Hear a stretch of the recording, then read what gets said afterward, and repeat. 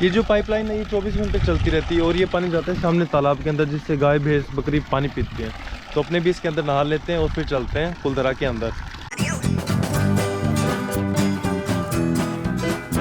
नहा धो के हो गए रेडी और अब चलते हैं भूतिया गांव के दर्शन करने के लिए। और गांव में जाने से पहले इस जाड़ के पेड़ के नीचे आपको बैठे मिलेंगे सुमार राम जी।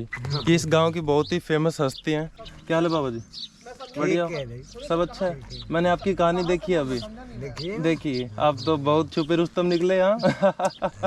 कमन थिया मांदा दिल पई तांगे, जाना तो जरूर है एक दिन सजना के संगे। सजना के संगे? सजना के संगे। सजन मेरे को नहीं, मेरे मित्र होके चले गए। अच्छा, वहीं जाना है आखिरी। अच्छा, वहीं ऊपर। हाँ, महादेव के पास। महादेव के पास।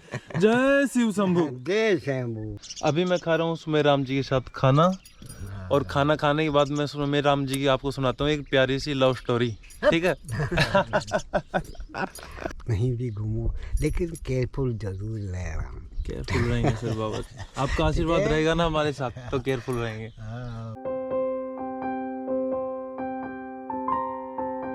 जब सुमेर दास 25-26 साल के थे तब करवाते थे कैमल सफारी, और उसी वक्त इनकी मुलाकात होती है जैसलमेर में एक ऑस्ट्रेलिया से लड़की आती है मरीना नाम की उससे। तो जब वो 5-6 दिन जैसलमेर में रहती है तो जो सुमेर दास था वो उसका गाइड होता है। तो 5-6 दिन बाद जब वो वापस जाने लगती है तो वही मरीना को हो जाता है इनसे लव। बाकी लड़कों को तो हर किसी से हो ही जाता है।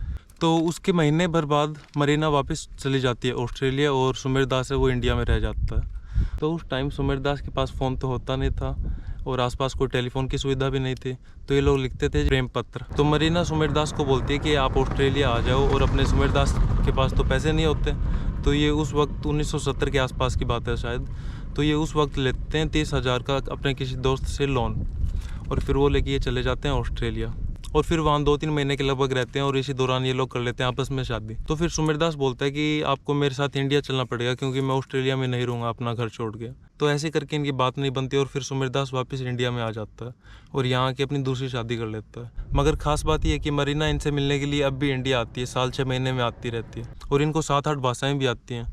ये मेरे सामने जापानीज़ बोल रहे थे, चाइनीज़ बोल रहे थे। मेरे को यार विश्वास नहीं हो रहा, इतना देख के लगता नहीं ना इनको बिल्कुल भी। नो रिप्लाई, बेइज्जती कर दी आपने तो हमारी। तो गांव के जो खंडर हैं वो घूमेंगे बाद में, पहले लगी है बहुत तकड़ी वाली भूख। तो अपने बीएसएफ वाले भाइयों के पास जाते हैं और करते हैं खाना। और ये बने अपने बीएसएफ वाले भाइयों के क्वार्टर। तो अपने चावल हमने बना लिए हैं कल वाले, और अब करते हैं यहाँ पे नाश्ता और फिर चलते हैं गाँव घूमने के लिए।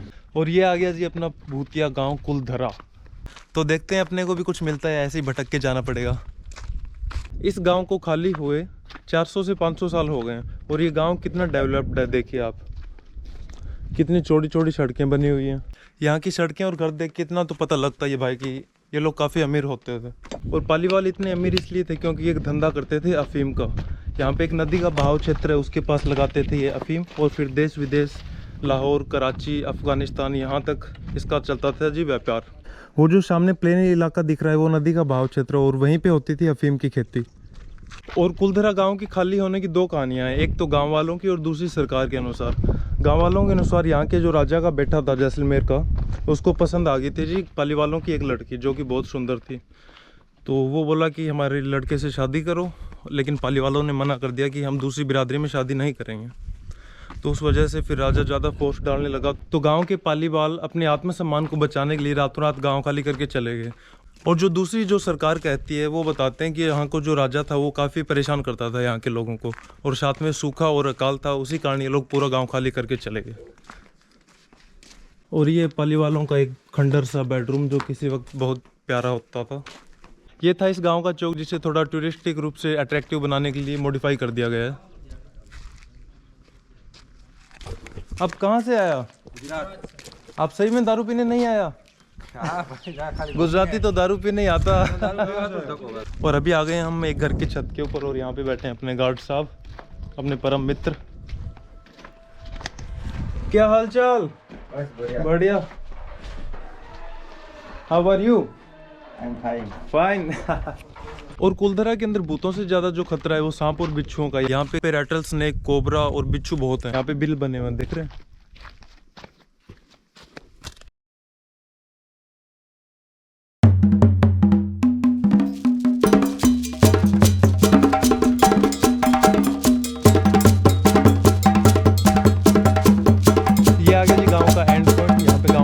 जाता है। तो ये था कुलधरा गांव और गांव की हकीकत। तो कुलधरा गांव घूमने के बाद में आ गए थे, पीछे की तरफ एक ढाणी बनी हुई है गांव के, क्योंकि मेरा जो लैपटॉप वगैरह था वो डिस्चार्ज हो गया था। तो ढाणी में आके मैंने सब कुछ चार्ज लगाया। और यहाँ लगी है जी जीरे की फसल, जो मैं पहली बार देख रहा हूँ। क्या नाम सर आपका? मेरा नाम रमेश है। तो रमेश भाई इस खेत के मालिक हैं और इन्होंने लगा रखी है मजदूर, क्योंकि ये अब उखाड़ने का टाइम आ गया, निकालेंगे अब इसको। कौन से महीने में लगाई जाती है? फसल को तो अक्टूबर में लगाते हैं। अक्टूबर में लगाते हैं और अभी मार्च के अंदर तैयार हो जाती है पक मार्च के। के अंदर कट जाती है। अच्छा, और इसका भाव क्या है? अभी 150 से ऊपर रहता है।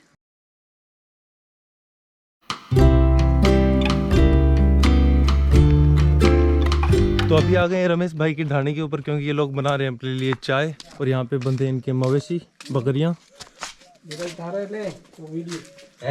राम राम सा। राम राम सा। चाय बनने लग रही है क्या? हाँ चाय तो बन गई है साहब। चलो जी। तो पहले पीते हैं चाय और उसके बाद नहाएंगे स्विमिंग पूल के अंदर, क्योंकि रमेश भैया ने अपने को परमिशन दे दी है। तो अपनी चाय आ चुकी है और ये जो गट्टू है ना, ये बहुत परेशान कर रहा है मेरे को। मेरी है ये, माई इट्स मी। तो ये रमेश भाई के खेत का स्विमिंग पूल, ये लगभग 10 फीट गहरा है, लेकिन इसके अंदर पानी जो है ये 7 फीट तक होगा अभी।